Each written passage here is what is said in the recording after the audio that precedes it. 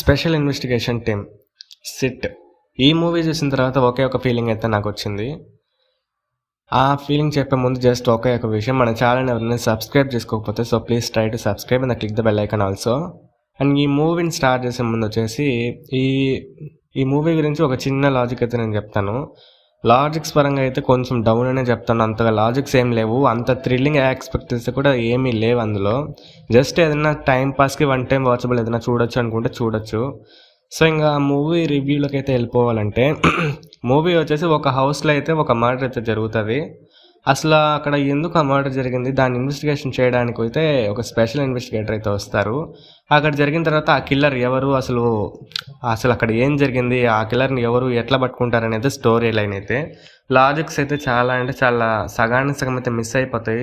అంటే ఆ విధంగా అయితే స్టోరీ ఉంది.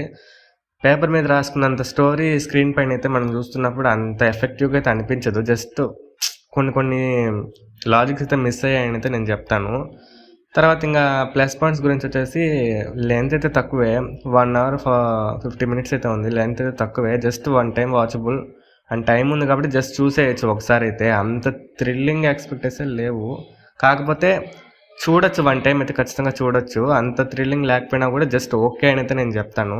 కొన్ని సీన్స్ మధ్యలో కొంచెం థ్రిల్లింగ్, అంటే లాస్ట్ వరకు ఆ కిల్లర్ ఎవరో తెలియదు మనకి, కొంచెం థ్రిల్లింగ్ అలా తీసుకెళ్తారు. ఆ థ్రిల్లింగ్ కోసం ఒక్కసారి అయితే మనం చూడొచ్చు. ఇంకా మైనస్ పాయింట్ విషయం చెప్పొచ్చు అయితే చెప్పాను కదా, లాజిక్స్ అయితే మిస్ అయిపోతాయి చాలా మటుకు. ఆ లాజిక్స్ వల్లే మనకైతే కొంచెం అటు ఇటుగా అవుతుంది.